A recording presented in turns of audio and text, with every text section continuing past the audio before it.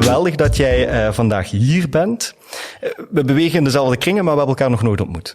Nee, dat is iets wat vreemd misschien, zeker gezien jouw achtergrond en de interesses die je hebt naar de projecten toe die je opzet. Laten we meteen even beginnen met wie jij bent en wat jouw achtergrond is. Ik ga meteen de microfoon iets dichterbij zetten, dan hoort iedereen jou goed. Wat heb je gestudeerd? Ik heb school van journalistiek gedaan in Tilburg. Afgestudeerd in 1998, dus alweer een tijd geleden. Richting creatief schrijven heb ik gedaan. Ik heb tijdens mijn studie stage gelopen bij Nieuwe Revue. In een periode dat het fantastisch was om daar te mogen stage lopen. Ik heb daar heel veel mogen doen. Heel veel in het veld mogen werken. Dus heel veel onderzoeksverhalen kunnen schrijven. En dat heeft voor mij wel echt een basis gevormd voor hoe ik nog steeds een beetje in het leven sta en hoe ik de dingen aanpak, zeg maar. Ja. En ik ben op een bepaald moment, ik heb een aantal jaar gewerkt als freelance journalist. Mooie verhalen mogen maken. Maar dat viel eigenlijk een beetje samen met het overlijden van mijn moeder. Ik ben eigenlijk vlak na het overlijden van mijn moeder stage gaan lopen meteen. Dat heb ik dus een aantal jaren volgehouden. En op een bepaald moment krijg je toch wel daar de klap van. Ja. Dus toen heb ik me genoodzaakt gevoeld om te stoppen een tijdje met de journalistiek.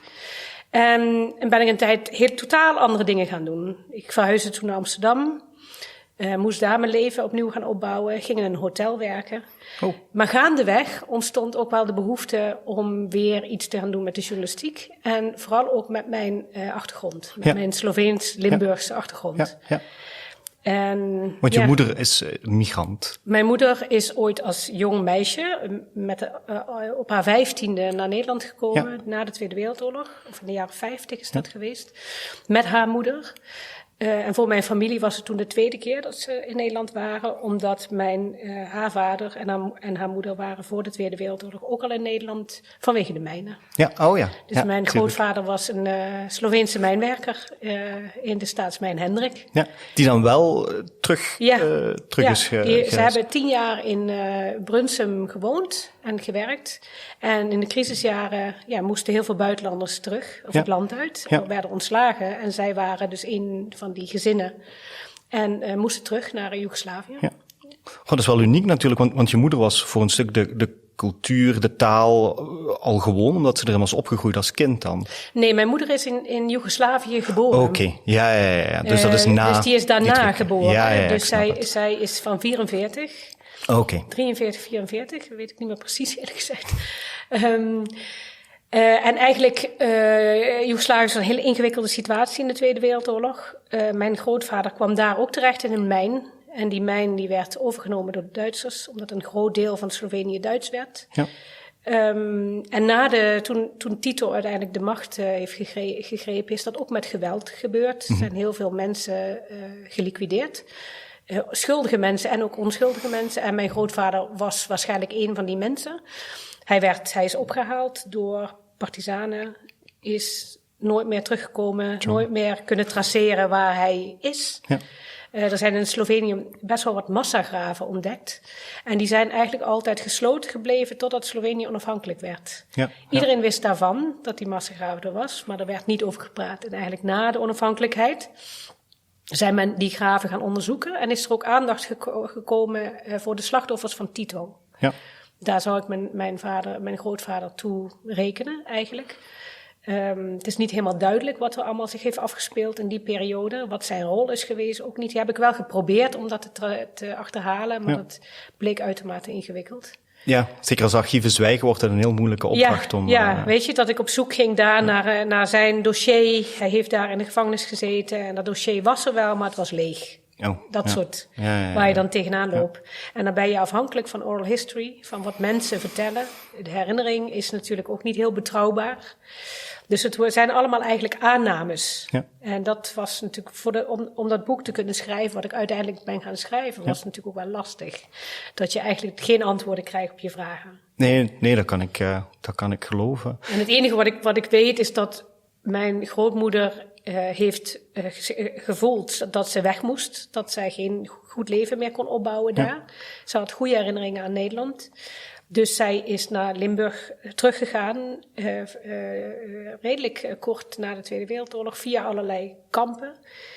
Is uiteindelijk in een verstandshuwelijk getreden met een Joegoslaaf die genaturaliseerd was. En die woonde in de bossen van Schinveld. Oh. Daar is zij mee getrouwd. En op die manier kon zij haar dochter naar Nederland halen. Ja, en daarna nog 2 kinderen en de rest bleef achter. Ja. Zo is dat ongeveer gegaan. Ja, lieve hemel. Ja, dat is een heel verhaal natuurlijk. Ja. Ik weet wel dat er projecten zijn waarmee DNA-materiaal gebruikt wordt van slachtoffers die nog gevonden worden in massagraven, om toch te trachten om een naam en hopelijk ook een familiegeschiedenis aan bepaalde lichamen te koppelen. Maar ja, dat zijn heel tijdrovende en best dure projecten. Ik weet ook niet natuurlijk. Of dat nu op dit moment gaande is, maar ik weet dat er toen heel erg veel aandacht voor was. Dat er ook een monument kwam, wat natuurlijk echt omstreden was, omdat Tito natuurlijk de grote bevrijder, als grote bevrijder werd gezien. Ja. En dat deze periode totaal onbekend was voor heel veel mensen. Maar het zorgt er dus wel voor dat, ook in de projecten die je aanvat, dat je meteen een eigen familiegeschiedenis, een soort van lived experience in zekere zin hebt, die een hele duidelijke richting hebben uitgeduwd. Of heeft het er denk je helemaal niks mee te maken, toch? Ja, heeft er zeker mee te maken. En ik ben dus uiteindelijk mijn familiegeschiedenis gaan opsporen, verzamelen en beschrijven. En dat heeft veel meer met mij gedaan dan ik ooit had verwacht, zeg maar. Mm-hmm. Dat ik me eigenlijk achteraf pas realiseerde hoe ontworteld ik was geraakt. Zeg maar. Dat je als jong meisje, ik was 21, je moeder verliest en dat je eigenlijk helemaal niks weet over haar leven. Eigenlijk niet weet wie ze was. Mm-hmm. En helaas was het zo dat ik, als je jong bent, dan dat zie ik ook bij mijn eigen zoon, tot een bepaalde leeftijd zie je je ouders als ouders, nog niet echt als mensen, zeg maar. Ja. Dat begint pas later, die interesse. En bij mij begon die interesse te ontstaan. Dus ik heb 1 gesprek met mijn moeder gevoerd over haar geschiedenis, heel kort. En dat was het enige en het laatste. Ja. En dus op een bepaald moment ontstond die behoefte om dat wel te gaan doen. En het viel allemaal een beetje samen, want het was ook in de tijd van Rick van der Ploeg dat de overheid het identificeren en verzamelen van migrantenerfgoed als belangrijk begon te zien. Ja. Dat men doorkreeg, de samenleving is diverser dan wij denken. We moeten daar iets mee, ook vanuit het erfgoedveld en de archieven en de musea. Dus in die periode was dat. Dus er waren financiële middelen. En ik kwam eigenlijk op het goede moment in een soort groep terecht. Dat was een project van het Internationaal Instituut voor Sociale Geschiedenis. Ja. Samen met migrantenorganisaties. En het idee was dat jonge mensen uit de verschillende gemeenschappen ingezet werden als spoorzoekers om hun eigen geschiedenis te gaan opsporen. Ja. Daar kwam ik in terecht. Ja. En ik had natuurlijk al een journalistieke achtergrond, dus ik kon redelijk vrij snel ook al mijn weg vinden daarin. Ja. En zo ben ik eigenlijk naar Limburg gegaan. En ik kan me nog herinneren dat ik dan 3 weken had genomen in een of ander huisje. En dan regelde ik altijd wat, want ik had natuurlijk nooit geld. Weet je, dat je altijd iets regelt. Kan ik daar even logeren? Kan ik iets terugdoen? Kan ik zo? Ja. Beetje chageren, eigenlijk. Ja, wel heel typerend voor de erfgoedsector trouwens. Ook als organisatie moeten we dat doen. En dat ik dan mijn rode mountainbike meenam. En dan ging ik 3 weken lang op de fiets op bezoek bij Sloveense mensen. Die dan mijn ouders soms hadden gekend, of wel of niet. En dat begon dan met kijken in fotoalbums en verhalen horen. En zo is eigenlijk ook dat boek ontstaan met de buik het brood achterna. Ja. En daar hoorde ook, ik kwam er ook vrij snel achter dat er een hele archiefcollectie was. Wat ik van tevoren nooit gerealiseerd had. Ik kwam erachter dat een deel van de geschiedenis wordt hier verteld, vooral het katholieke verhaal. Maar er is ook een ander verhaal, dat is meer het communistische deel. Dat vond ik in Ljubljana. Dat hele communistische deel heb ik hier nergens kunnen traceren. Dat is heel wonderlijk eigenlijk. Okay. En dat heb ik wel kunnen samenbrengen. En dat is een collectie geworden. En dat werd toen ondergebracht bij het IISG. En uiteindelijk is het hier naartoe gegaan. Ja. Dus het is nu hier. Ja. En ik denk dat dat heel waardevol is geweest. Natuurlijk in de eerste plaats voor mijzelf, om dat allemaal te doen. Maar toen ik mijn boek presenteerde in het Limburgs Museum in 2009... Ik had helemaal geen verwachting van dat er veel mensen zouden komen. Mensen waren al op leeftijd, maar het was packed. Het was echt vol. Ja. En het was een soort feest van herinnering. En het heeft mensen heel veel gegeven. Niet iedereen was het eens met wat ik heb opgeschreven. Sommige mensen vonden het niet goed dat ik het over de communisten heb gehad en over de Tweede Wereldoorlog. Maar er was heel veel dankbaarheid ook. Ja. En ik heb echt niet alleen mezelf, maar ook de gemeenschap, de mensen, denk ik, hun geschiedenis teruggegeven. Dus dat is heel belangrijk geweest. En eigenlijk dacht ik daarna van oké, nu ben ik klaar. Ik heb dit afgerond, nu kan ik weer verder in de journalistiek. Maar eigenlijk begon er toen een beetje een nieuwe carrière. En dat was meer in de richting van het erfgoed. En later kwam daar de kunst bij. Ja. En hoe die twee samenkomen zien we heel mooi trouwens in jouw nieuwe boek. Daar wil ik het straks even over hebben. Wat ik op dit moment heel interessant vind om op in te haken is, je verliest op jonge leeftijd je moeder. En dat zorgt ook wel voor dat je het soort van introspectie en retrospectie misschien wat vroeger op je pad komt dan bij veel andere mensen. Bij veel andere mensen die familiegeschiedenis induiken, is vaak als ze met pensioen zijn, de ouders zijn net gestorven en ze krijgen de ruimte om het te doen. Dat is al uniek. Het feit dat je die journalistieke vaardigheden hebt, helpt enorm. En op dat moment ga je eigenlijk oral history doen, nog voordat die term er echt heel erg is opgebouwd. Want oral history is iets wat we nu heel recent echt zien opkomen. Ja. Het verzamelen van die verhalen, en het toont ook aan hoe kwetsbaar archieven zijn. Want als je die verhalen niet vindt, zoals dat je aangeeft voor je grootvader, als je die verhalen niet vindt, dan blijf je met een enorme leegte zitten. Ja. En oral history kan je een aantal dingen opleveren, maar waarheidsgetrouwheid en met welke mensen moet je spreken en wat willen ze kwijt? In hoeverre willen ze de werkelijkheid vertellen, ook als ze die volledig weten? Ja. Het is altijd een moeilijk spanningsvlak als je het niet kan staven met andere bronnen natuurlijk. Ja, dat is zo. En ik kon dat wel redelijk goed, zeg maar. Er is heel veel bewaard gebleven. En dat geldt eigenlijk voor heel veel migrantengemeenschappen. Er wordt altijd gezegd van er is niks bewaard gebleven. Maar dat is wel zo. Alleen het is vaak niet vindbaar en niet traceerbaar. Er zijn ook veel archieven die ook die archieven hebben, maar ze zijn niet gemetadateerd of dat ze niet vindbaar zijn. Ja. En bij mij die archieven waar ik op stuitte was vooral ook persoonlijke archieven, verenigingsarchieven, gecombineerd met de archieven die in het Nationaal Archief in Ljubljana lagen. Kun je dan wel een soort beeld schetsen. Dus ik kon het ook wel een beetje staven, zeg maar. Wat las ik terug in de stukken? Wat vertelden de mensen mij? Ja. Ik vind het nog steeds heel fascinerend dat hele communistische verhaal, dat ik dat hier nergens gevonden heb. Het is ook alsof die landsgrens eigenlijk een filter was om het er bijna uit te halen. Ja, ik denk ook het katholieke, zeg maar, dat het ging. Het was natuurlijk ook wel echt die hele katholieke sociale actie was bedoeld om de communisten buiten de deur te houden. Dus het lijkt wel alsof de mensen zelf dat ook gefilterd hebben.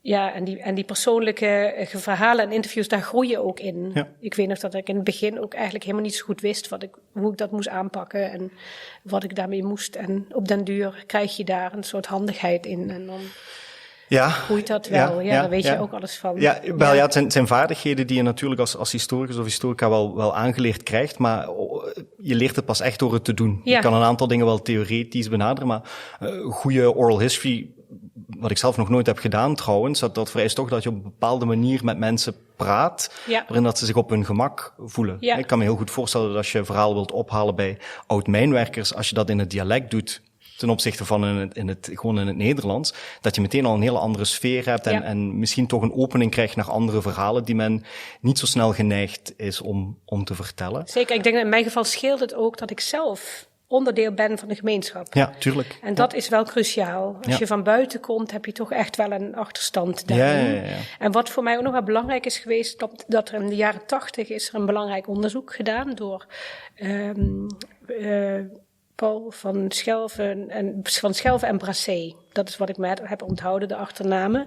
En dat was een onderzoek naar de eerste generatie vooroorlogse arbeidsmigranten. Dus de Slovenen, de Polen en de Italianen, denk ik. En zij hadden al hun onderzoeksmateriaal bewaard. Dus die interviews waren beschikbaar. Ja. En dat is ook zo waardevol. Dat je dus weer kan bouwen op de onderzoeken die eerder zijn gedaan. Dat je daar verder kunt bouwen. Ja. En dat allemaal heeft daar enorm geholpen. Ja. Een van de dingen die je daarin heel goed merkt, mensen hebben soms een niet wat vertekend beeld van wat een archief is. En zien het als een plek waar dat je oude bouwtekeningen gaat ophalen of iets dergelijks. Maar de rol die een archief speelt in het helpen nagaan van je eigen identiteit, denk ik, is een van de allerbelangrijkste functies. En ook het vastleggen van wat zich bepaalde gemeenschappen als evolutie doormaken. Hoeveel van jouw identiteit is verweven met het onderzoek dat je nu gedaan hebt? Kijk je anders naar wie je zelf bent, naar dat familieonderzoek? Want je zei daarnet, ik wist eigenlijk niet zoveel over het verhaal van mijn moeder en ik heb haar pas daarna echt als mens leren zien, of net op dat moment. Bepaalt dat nu jouw zelfbeeld op een andere manier dan voordat je dat onderzoek hebt gedaan? Ja, ik denk het wel. Ik denk dat ik het beter kan duiden. Dat ik ben opgegroeid met andere ervaringen. Zeg maar. En dat geldt ook voor heel veel jonge mensen die bijvoorbeeld dan hier geboren zijn van Marokkaanse afkomst en die dan iedere zomer naar Marokko gaan. Die daarmee opgroeien, maar zich eigenlijk heel Nederlands voelen. En eigenlijk niet zo goed weten hoe je daarmee moet dealen. Weet je, niet altijd de taal leren. Vroeger was dat niet zo, dat je de tweetalig opgevoed werd. Nu wordt dat heel erg gestimuleerd, omdat het goed is voor je taal. Ja. Maar vroeger was het doe maar normaal en pas je maar zo snel mogelijk aan. Dus mijn moeder heeft mij geen Sloveens geleerd. Wat een gemis is voor het leven. Ja. Weet je, dat ga je nooit meer kunnen inhalen. En dat is echt heel erg jammer.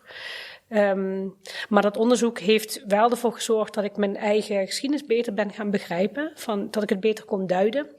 Al die gekke dingen die je meemaakt. Weet je, dat we vaak in omstandigheden waren dat ik dacht, die mensen zijn heel arm. En dat ik nu weet dat het heel anders was. Dat het veel gelaagder was. Dat er veel andere dingen aan de hand waren. En dat ik die ervaringen heb gehad, maakt dat ik nu ook als een soort van tussenpersoon kan fungeren. Tussen mensen die nieuw zijn en mensen die hier altijd zijn geweest. Ja. Weet je, een soort geloofwaardige verbindingspersoon bent, zeg maar. En dat heeft het mij daarin wel heel erg gesterkt. Van, ik ken mijn geschiedenis. En dus ik voel me thuis kan me thuis voelen in verschillende werelden. Ja. Dat begon eigenlijk daarna langzaam. Dat heeft nog wel even geduurd. Ja. Dat is een van de complexiteiten waar wij zelf ook mee te maken hebben. Ongeveer een jaar geleden hebben we de naam veranderd van SACL naar Tracé Limburg Samenlevingsarchief. En een van de ambities die we daarin zeker hebben is ook om groepen binnen de samenleving die te weinig of soms helemaal niet in die archieven naar voren komen ook een stem te geven. Maar zoals je zelf zegt, jij bent eigenlijk een bruggenbouwer die intern is opgegroeid, maar die wel die brug kan slaan en ook de vaardigheden heeft om dat te doen. Het is niet altijd eenvoudig om als buitenstaander in die oral histories en in die geschiedenissen van die mensen te duiken, zeker als het gaat over beladen thema's. Ja. Hoe pakken we dit het beste aan? Want ik zit er echt wel mee te worstelen en het is fijn dat je er nu bent en ik jou niet hoef te betalen als consultant. Dus ik kan dit doen in het kader van de podcast. Wat zou je aanraden voor instanties zoals die van ons, die wel vinden dat die gemeenschappen gezien en ook gedocumenteerd moeten worden, maar misschien een wat moeilijke manier vinden om er echt connectie mee te maken, om die gesprekken te voeren? Ik denk sowieso dat het heel belangrijk is dat de gemeenschappen, de mensen zelf, het belang ervan inzien. Mm-hmm. Zeg maar wij kunnen wel bedenken en zeggen tegen die mensen, het is belangrijk dat jij je geschiedenis bewaart. Maar zolang de mensen het zelf niet zien of niet zo ervaren, om welke reden dan ook. Dat kan wantrouwen zijn ten opzichte van archiveren als onderdeel van een overheid. Of welke reden dan ook waarom mensen daar huiverig voor zijn. Of dat ze het ook niet begrijpen in de zin van hoe dit archief daarmee omgaat. Dat het te ver afstaat van een belevingswereld, bijvoorbeeld. Maar wat ik ook wel heb geleerd is dat heel veel mensen ook gewoon experts zijn op hun eigen gebied. En daar de aansluiting vinden is de opening, volgens mij. Dus het zoeken van wat houdt mensen bezig? Waar zijn ze mee bezig? Wat een link heeft met ons werk. Dus eigenlijk zoeken naar gemeenschappelijkheid. Ja. En dat doe je toch het beste als je een soort sleutelfiguur vindt in een gemeenschap. Iemand die heel geloofwaardig is. Dat kan iemand zijn uit de gemeenschap, of dat kan iemand zijn zoals ik, die makkelijk een ingang vindt in een gemeenschap. Ja. En ik geloof er echt in dat het gewoon heel veel tijd kost. Dat het ook echt gaat om vertrouwen winnen, om elkaar leren kennen, om te zoeken naar wat gebeurt er al? Waar zijn jullie goed in? Wat kunnen we van jullie leren? Ja. In plaats van alleen maar wij komen iets halen. We hebben, weet je, die wederkerigheid is gewoon cruciaal. En ik denk dat heel veel mensen bezig zijn zonder dat ze het zelf vaak weten. En de kunst is dan om mensen daar bewust van te maken. Van wat jij doet is al fantastisch. En dat vinden wij ook waardevol. Vinden interessant om te zien. Daar willen we graag meer van weten. Daar zit het hem in, denk ik. Ja, het is wel heel goed wat je aangeeft. Hè? Het moet tweerichtingsverkeer zijn en het vertrouwen moet ook tijd krijgen om te groeien. natuurlijk. En het is ook natuurlijk een terechte vraag, what's in it for them, weet je?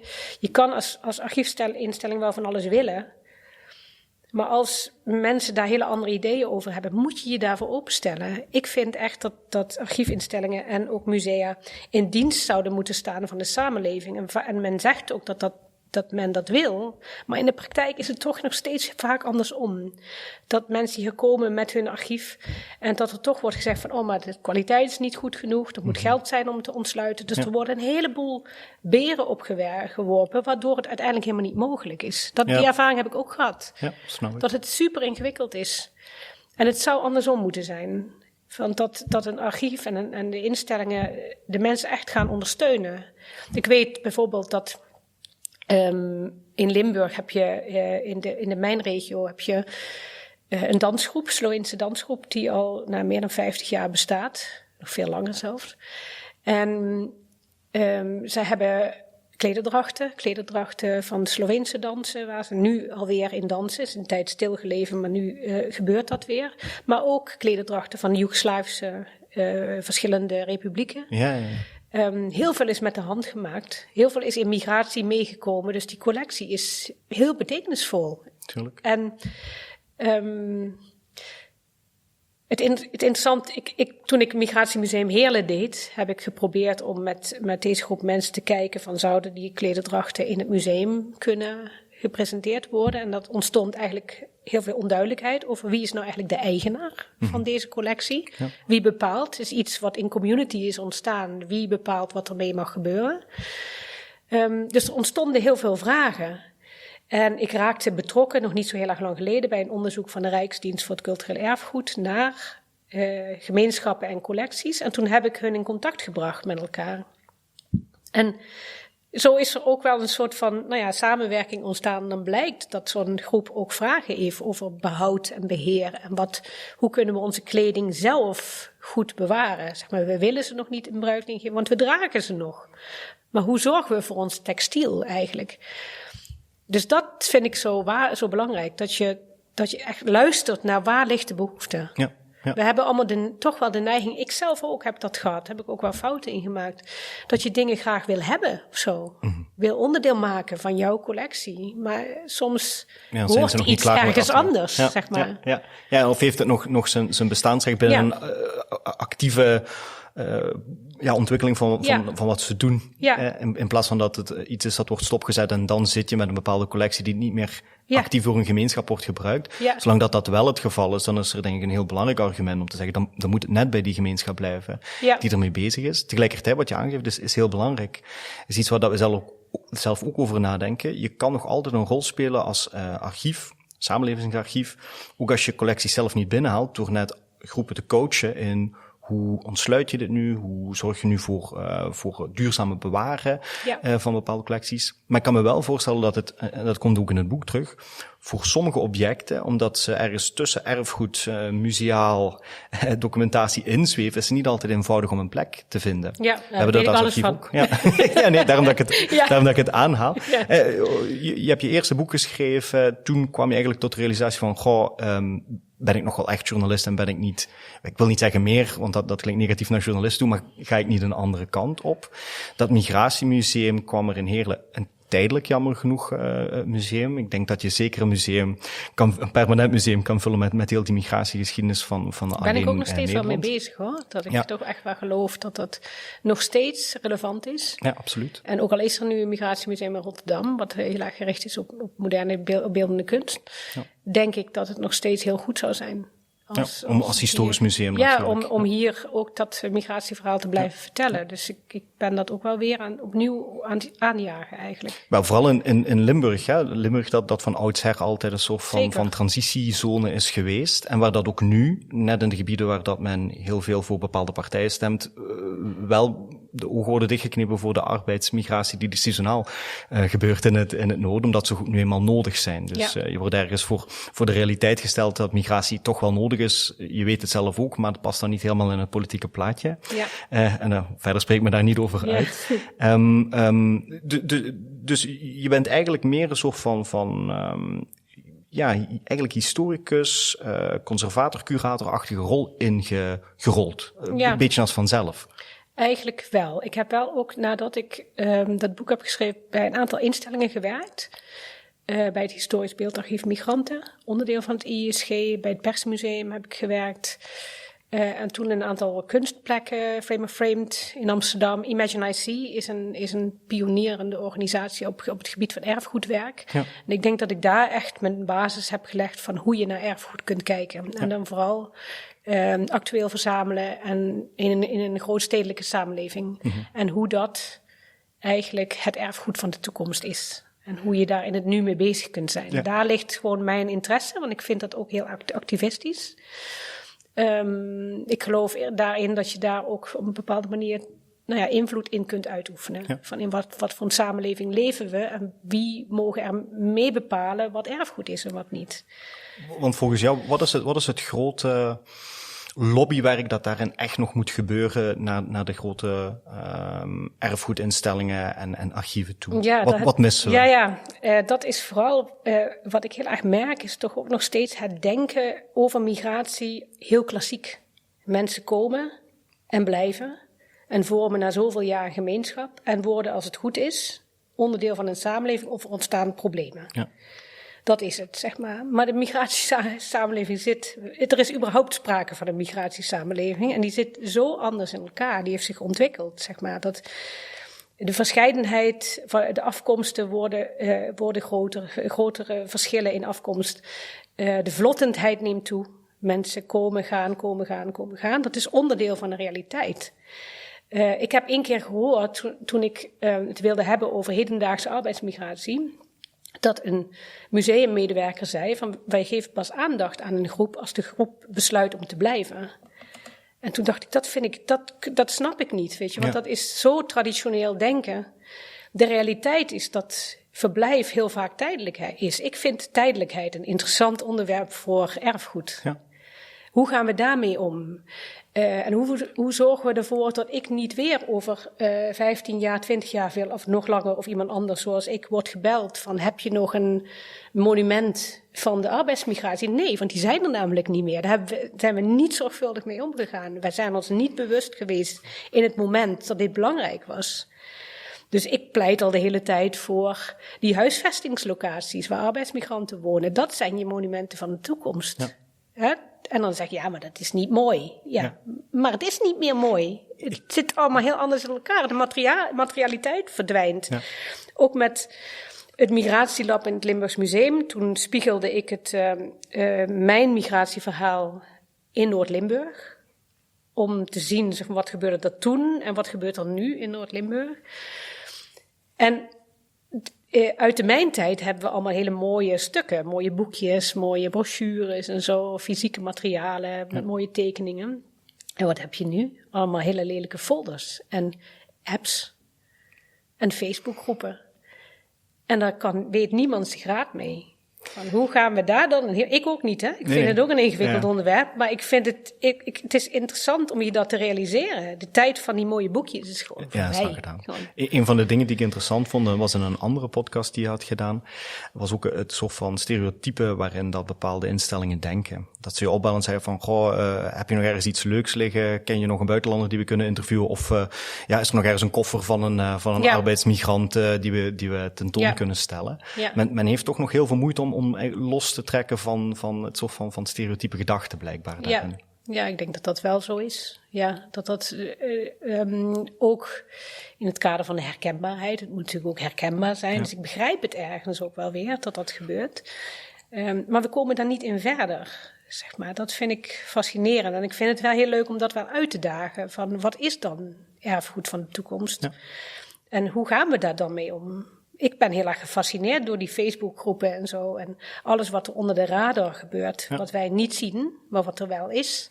Het is in zekere zin nog vluchtiger dan het soort van bronnen dat we in het verleden hadden. Want van die foldertjes en die flyers kan je denken van, ja, dat is in zekere zin ephemera. We bewaren dat wel, dat zit vaak in de grijze literatuur. Maar wat er tegenwoordig gebeurt op een online forum of in een Facebookgroep of in een app. Je komt naar hier als arbeidsmigrant en zeggen, hier is een app, kan je de taal een beetje mee leren of ga ik je een beetje wegwijzen in het openbaar vervoer of iets dergelijks. Ja. worden die apps gearchiveerd? Wie moet dat dan doen? Ja.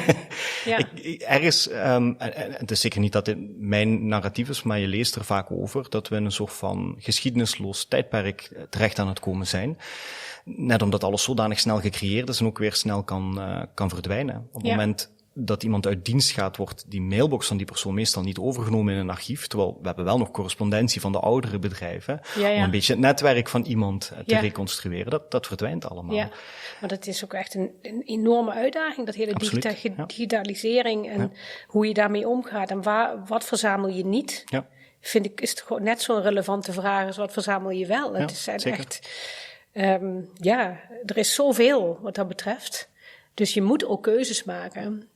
Dat is logisch natuurlijk. Ja. Maar ik vind dat uitdagend. Ik vind het ook de keren dat ik heb geprobeerd, bijvoorbeeld om gesprekken, of voor de Rijksdienst voor het cultureel erfgoed bijvoorbeeld, gesprekken heb georganiseerd. In eerste instantie wilde men dat ik dat deed rondom Marokkaanse of Turkse of Sloveense groepen. En toen heb ik gezegd, dat doe ik niet. Mm-hmm. Ik vind dat we het echt eens een keer moeten hebben over de Polen. En dan met name de mensen die na de open grenzen hier zijn gekomen om te werken. Heel veel van die mensen zijn gebleven. Ja. En we weten eigenlijk heel weinig. Ja. Er is weinig bewaard, er is weinig connectie. En toen werd ook wel heel erg duidelijk dat hele idee, zoals vroeger waren er gemeenschappen rondom de kerk of in de cités. Ja. En nu is dat eigenlijk niet meer zo. Het gaat rondom bedrijven, rondom bijvoorbeeld bepaalde winkels, kappers. Mm-hmm. Het zijn netwerken, het zijn geen gemeenschappen meer. Die wel nog als focale punten binnen zo'n bredere gemeenschap dan, maar de gemeenschap zelf in een soort van ghettovorming, dat is helemaal niet meer zo. En zo, zeker ook omdat het zo beweegt. Het is heel dynamisch, dus het is niet meer op één plek. Het gaat alle kanten op. Het is heel veel verscheidenheid naar afkomst en status. En hoe ga je daarmee om? Dat is natuurlijk ook het postmoderne gegeven van de maatschappij, waarin dat mensen meerdere dingen kunnen zijn. Dat is waar dat intersectionaliteit natuurlijk op ingaat. Je kan heel veel dingen tegelijkertijd zijn. Terwijl vroeger werd je veel sneller, alleen al in jongere cultuur, je luisterde naar één bepaalde soort van muziek en dan was je dat ook. Je was een rocker of je was een mot. Dat is allemaal versplinterd in zekere zin. Maar dat betekent inderdaad ook, zoals je aangeeft, dat dat erfgoed en die bronnen in zekere zin ook versplinterd zijn. Ja. En dat je ergens manieren moet vinden, en digitale middelen kunnen dat voor een deel, met linked open data bijvoorbeeld, om toch een pad te effenen om die bronnen in te duiken. Ja. Ik heb dat probleem ook altijd met oral history. Oral history kan heel waardevol zijn. Maar als ik je gewoon een USB-stick geef waar dat heel veel interviews op staan en je hebt voor de rest geen manier om erin te geraken, dan wordt het weer heel moeilijk. Ja. Dan moet je gesprek na gesprek gaan luisteren zonder duidelijke lens en dat helpt dan ook niet. Ja. En opnieuw, daar is iemand in jouw rol wel heel nuttig in. Iemand die de geschiedenis kent, die binnen de gemeenschap kan fungeren en die ook waarde weet te geven aan dat soort van gesprekken, aan dat soort van objecten. Wat ons meteen ook naar jouw boek toeleidt. Hè. We kunnen nog hebben over jouw andere wapenfeiten en dat zijn er best nog wel wat. Ja. Maar we zijn al een half uur bezig en ik heb je uitgenodigd. Ik wil het graag over mijn boek hebben ook. Vind ik ook heel, heel belangrijk en heel leuk. Omdat je daarin wel een heel aantal dingen ziet samenkomen. Hè. Jouw journalistieke achtergrond, ook jouw voorliefde om toch op een bepaalde manier te schrijven die niet orthodox is in zekere zin. Hè. Het wordt voor een stuk verteld vanuit, maar ik vertel het toch, vanuit de maquette, vanuit het standpunt van de maquette zelf. Maar je ziet ook dat raakvlak tussen wat is nu erfgoed, hoe zit het met die geschiedenis, wat is een archieffunctie en wat is eigenlijk een museaal object, of wat wordt een museaal object. Want als je het boek leest, dat is niet meteen evident. Nee. De podcast die NPO heeft opgenomen, daar was het nog onzeker waar het object terecht zou komen. Ondertussen is dat wel al duidelijk. Moet je zelf beslissen of je dat wilt Natuurlijk weggeven. Wil ik dat gewoon vertellen. Ik vind het heel leuk om over dit verhaal te vertellen. Want, Maar je bent bij uitstek een lobbyist voor de goede zaak. Ik denk dat het boek daar ook wel echt een relaas van is. Ja, van ik vind echt, dat heb ik vandaag nog heel goed over zitten nadenken wat dat is. Maar ik heb echt het gevoel, we hebben een verantwoordelijkheid voor onze generaties na ons. Ja. En als ik geen hoop meer zou hebben, dat wij in staat zouden zijn om in verscheidenheid en diversiteit op een goede manier met elkaar samen te leven, hoe moet mijn zoon dat dan kunnen? Ja. Dus in dat kader, in dat licht zie ik alles wat ik doe. Ik blijf gewoon, ik geloof in de migratiesamenleving. Ik ben niet naïef te denken dat we nog terug kunnen naar af. Ik denk dat het alleen maar de diversiteit zou toenemen. Er zijn ook een aantal onderzoeken geweest die dat ook laten zien, ondanks alle tegenstand en alle protesten. Er zijn 3 steden in Nederland waar al sprake is van die meerderheidssteden, dat meer mensen een migratieachtergrond hebben dan mensen zonder migratieachtergrond. En ik denk dan laten we dat gewoon accepteren dat dat zo is. En laten we proberen beter met elkaar te leren samenleving. Ik geloof dat en ik heb daar op een bepaald moment ook echt voor gekozen. Ja. Ik geloof dat dat een keuze is om je open te stellen voor dingen die anders zijn. Ik moet dat ook doen. Ik moet daar echt een keuze voor maken. Het is niet per se dat ik dat in me had. Ja, maar dan heb je het bijna over een soort van neuroplasticiteit, waarin dat je zelf beslist, dit is mijn standpunt. Ik denk dat dat zo is en ik denk dat ik heb het wel opgezocht, moet ik wel zeggen. Want op een bepaald moment werd ik coördinator van een netwerk van gevluchte journalisten. Oké. En de enige manier om daarmee om te kunnen gaan is je openstellen. Als je dat niet kan, dan heeft het geen zin, zeg maar. En daar heb ik heel veel geleerd. Echt heel veel geleerd hoe je dat kunt doen. Hoe je niet bang moet zijn, zeg maar. Dat was ook de titel van mijn tentoonstelling in het Migratiemuseum. Dat heb ik echt geleerd. Dat dat echt een keuze is. Ja. En dat ik graag zo in het leven wil staan. Omdat ik geloof dat dat de enige manier is om verder te komen. Ja. En als het gaat over het onderwerp van een boek, dan had je eigenlijk net op tijd alle vaardigheden die nodig waren om het veilig te stellen, het object, toch? Ja, eigenlijk wel. Het was denk ik alles wat bij elkaar kwam. En de open gesprekken die je hebt gevoerd met de maker. Ja. Vertel even, voordat we echt in het boek duiken, wat wil je erover kwijt? Wat zijn de belangrijke punten waar dat we zeker niet los overheen mogen gaan? Want we willen nog altijd dat mensen het boek lezen natuurlijk. Ik denk, ook al zou ik erover vertellen, dit is een bijzondere vorm. En ik denk je moet wel echt geïnteresseerd zijn in dit verhaal. Het is geen makkelijk boek, denk ik ook. Hoeft ook niet. Maar nu ben ik mijn boek helemaal niet aan het aanprijzen eigenlijk. Hè? Maar ik vind het een heel mooi verhaal. Wat ik er heel graag over zou willen vertellen is wat ik erin zag. Ja. Vanaf begin af aan, zeg maar. Ja. En dat is echt iets, het is een ding wat de hele tijd terugkwam, een aantal jaren. Maar het allerbelangrijkste wat er gebeurde was dat er Limburgs-Bosnische filmmaker Sergej Kreso, die heeft ooit een film gemaakt, een documentaire, die heet Asielzoekers. En die ging over jongeren die heimwee hebben naar het AZC. En eigenlijk, nadat ik die film had gezien, ging er voor mij echt een wereld open. Dat ik me dat nooit gerealiseerd heb. Ja. Dat er zoveel verschillende gevoelens en emoties naast elkaar kunnen bestaan op zo'n plek. Ja. Je denkt bij een AZC aan een plek van trauma, wat zeker zo is. En zeker nu, hè. Dus ook een hele andere tijd. Ja, nu is de situatie in AZC's verschrikkelijk vaak. Niet op alle locaties, maar op veel wel. Maar ook daar leven mensen. En er ontstaan vriendschappen voor het leven. Het is ook een soort samenleving in het klein. Ik heb ooit iemand gesproken. Zij zei van eigenlijk op het moment dat wij buiten het AZC kwamen, voelde ik me voor het eerst een buitenlander. Ja. Terwijl je in een AZC met alleen maar mensen uit het buitenland samenleeft. En eigenlijk door die film werd er bij mij iets aangewakkerd. Dat ben ik nooit vergeten. En op een bepaald moment zag ik, en die maquette kwam voor in die film. En toen zag ik hem in het echt staan. En toen zag ik een oproep op Facebook. Help, de maquette moet weg binnen 2 dagen. Ja. En dat was tijdens corona en ik dacht, dit klopt, zeg maar. Ja. En ik zei, ik ga ervoor zorgen. Dit mag niet geen idee, zeg maar, geen idee. Ook omdat ik gewoon wist, dit is gewoon te betekenisvol, dit kan niet. Gewoon. En dan zeg je, ik ga ervoor zorgen. En dan binnen 2 dagen. En toen heb ik wat geprobeerd bij instellingen. En toen kreeg ik terug via procedures en zo. Dat duurt lange periodes. Ik heb geen tijd. Ik heb gewoon geen tijd. Het moet nu. Ja. En dan had ik gelukkig het IISG, Leo Lucassen, die dat aan wilde. En die zei, kom maar door, ik vertrouw het. En daar heeft het ook mee te maken, hè? Netwerk hebben. Tuurlijk. En het lef hebben om dat netwerk aan te spreken en te chagren. Ja. Dat is een hele belangrijke, denk ik. Want voor de luisteraars, het gaat om een maquette die is nagebouwd van een AZC in Markelo. Ja. Eigenlijk op het moment dat de maker het horen kreeg dat ze het AZC zouden sluiten, als ik correct heb gelezen. Ja. Best een groot ding, 2,5 meter op 1,5 meter, zoiets. 1,5 bij 1 meter ongeveer, Atypisch dus ook voor veel erfgoedinstanties om meteen een plek te kunnen geven. Dat zal er wel aan hebben bijgedragen. Maar ook ergens moeilijk te plaatsen. Wat is dit nu? Is dit nu een maquette? Is dit iemand die een soort van rouwproces ook omwille van de sluiting verwerkt en daarmee een soort van kunstwerk heeft gecreëerd? Of niet zo van een kunstwerk heeft gecreëerd? Ja. En wat zo interessant is, is, en het boek benadrukt dat heel goed, de maquette volgt zelf een traject dat niet heel onherkenbaar is voor asielzoekers zelf. Want het is eigenlijk constant op zoek naar een thuis, naar een plek. En alle plekken zijn tijdelijk, de hele tijd. En dat was eigenlijk waar ik al vrij snel tegenaan liep en wat ik me besefte van dat wordt de grootste uitdaging. Iedereen wil dit hebben. Tijdelijk. Maar niemand wil het permanent. En ik probeerde de betrokkenen ook duidelijk te maken van wat dat dan betekent. Stel, het mag hier tijdelijk blijven. Wat gebeurt er dan als het hier weg moet? Wie wordt dan gebeld? Wie gaat er dan voor zorgen? Dan word ik weer gebeld. Dan mag ik het gaan oplossen. Ja.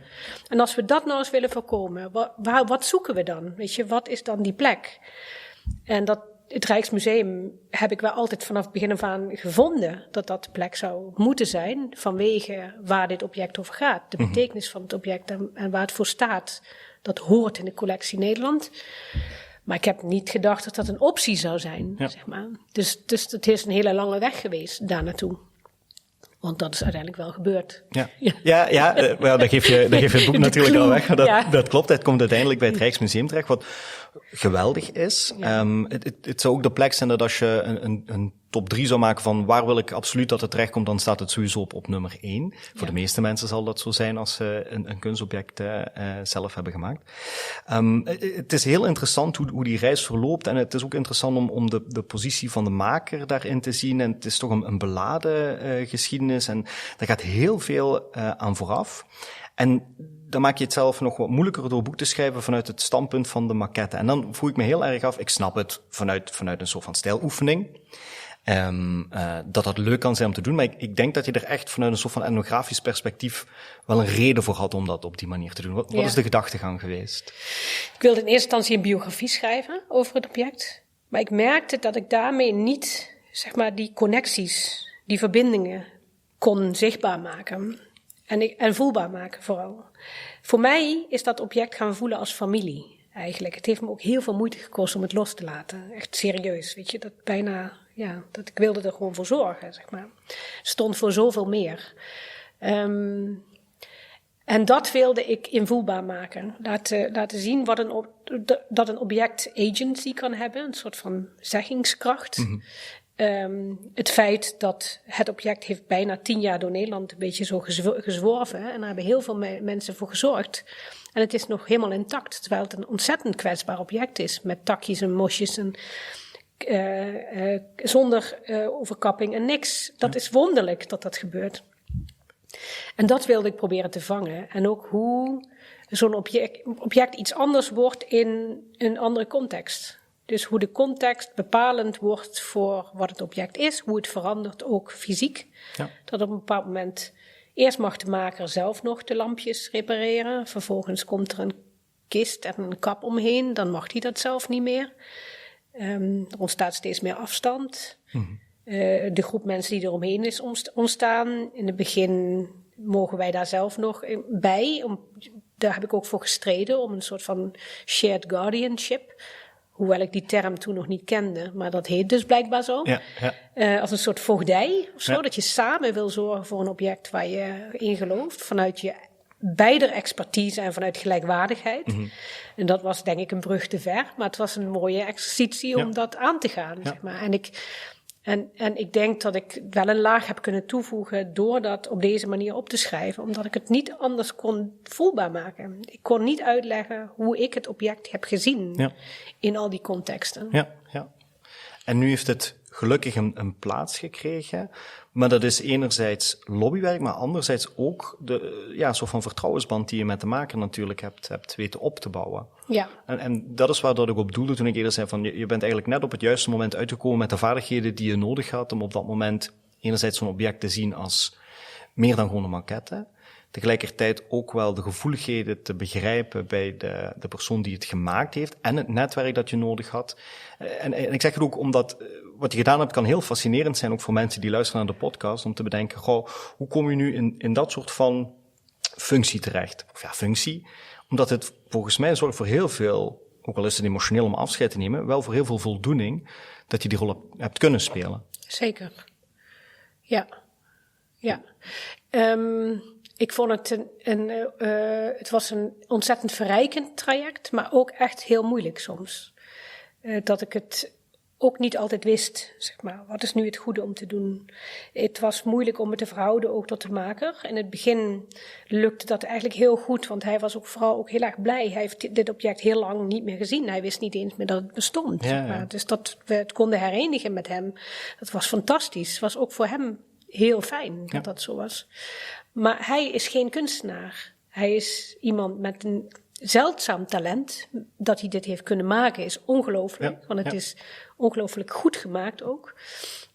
Maar hij heeft niet de kunstenaarsgeest, zeg maar. Hij is ook niet op die manier daarmee bezig.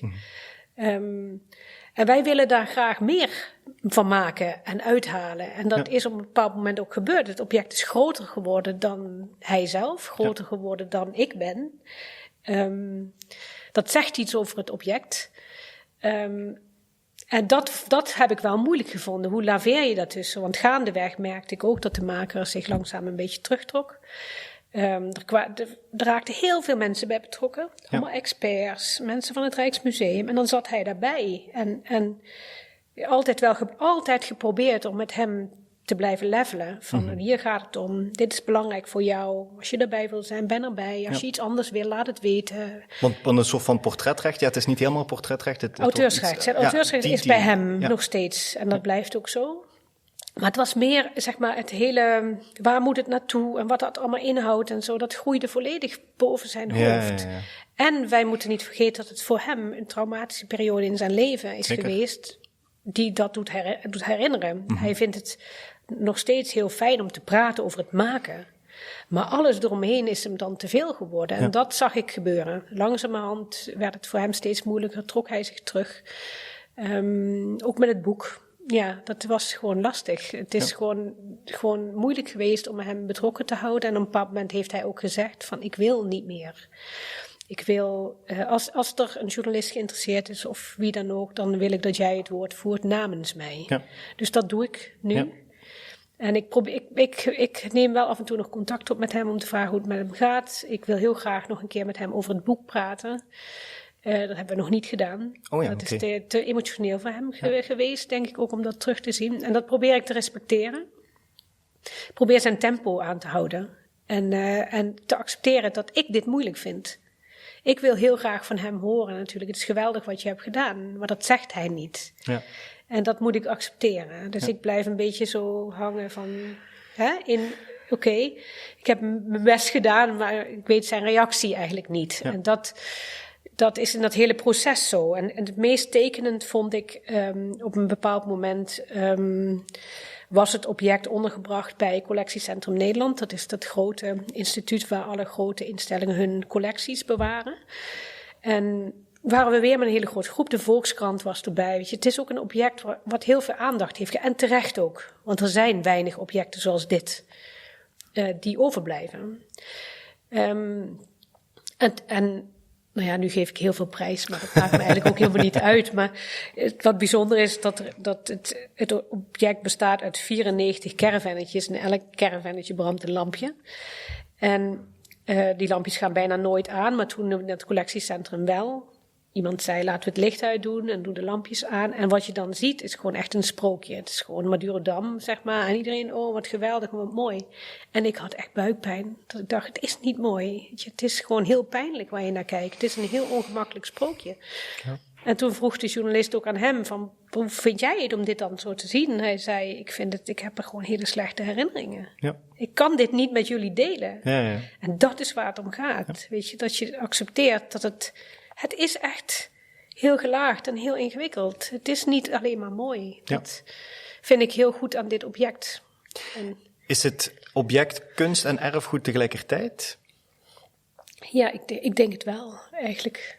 En het Rijksmuseum is natuurlijk vooral gaat ook over kunst, eigenlijk. En dit is een heel ongewoon object voor hun. Want het is eigenlijk gemaakt van afval. Ja. Ja, dingen die op de site zelf gevonden zijn en dan een aantal dingen uit de Action. Want er staat, je lijst het ook op in het begin. Met heel weinig materialen en het is echt uitzonderlijk. Wat op relatief korte tijd ook gemaakt.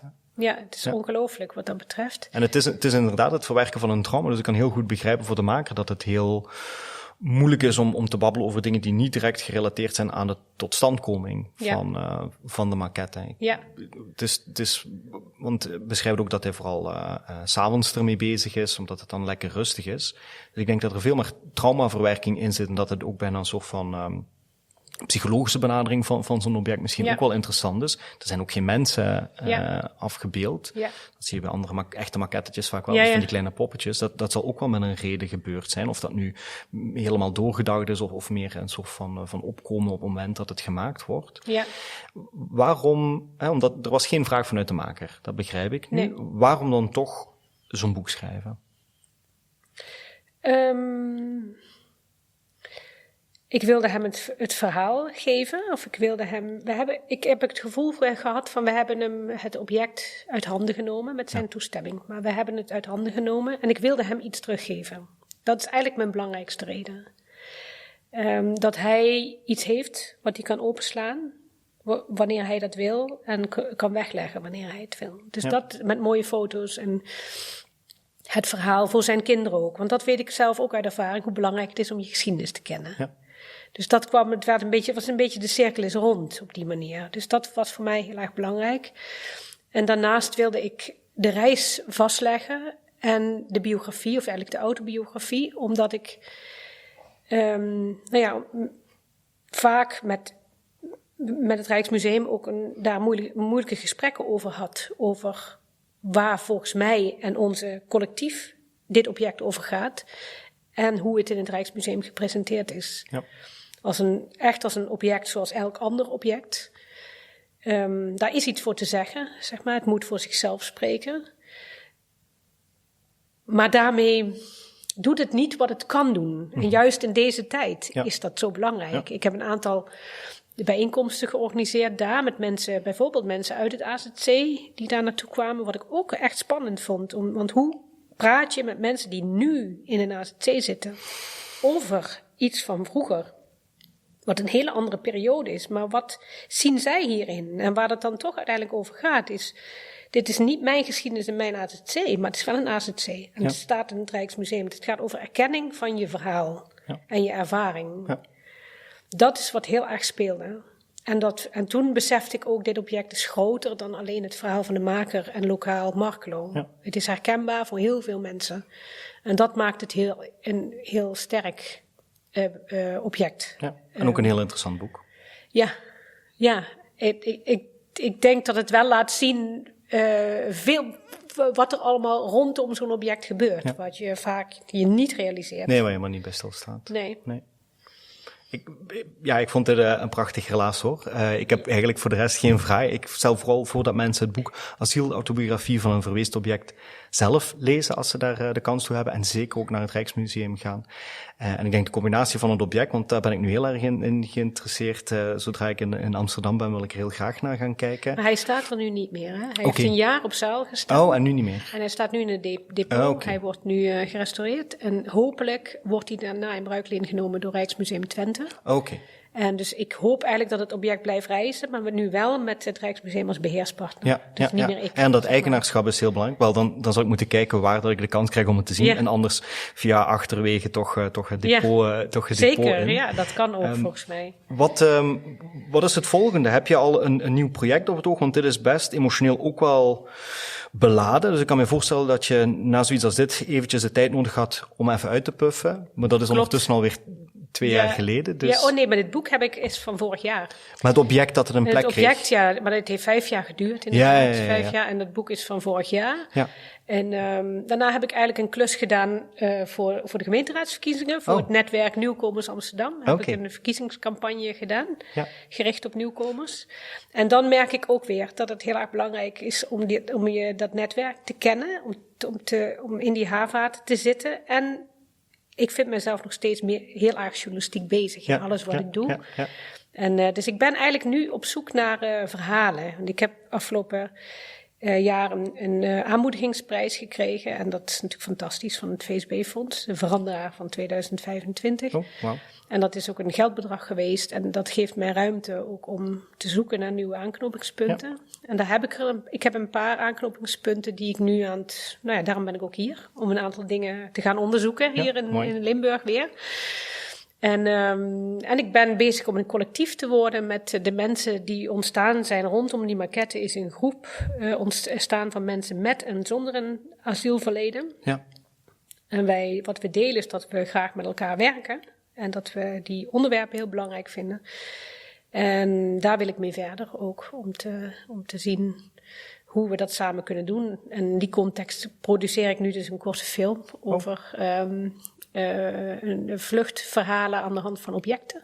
Oh, wauw, mooi. En we hebben er 1 gemaakt, er komen er nog 2 bij en dat wordt een museale installatie. Dus Jongen. Ja, indrukwekkend. Ja. Maar hartelijk dank om deel uit te maken van deze podcast. Jij heel erg bedankt ook voor het leuke gesprek. Graag gedaan. Ja. En ik ga het wel volgen, want zeker als je nog dingen met Limburg doet, dan is het voor ons altijd heel interessant om erop in te haken. Hartelijk dank. Jij ook bedankt.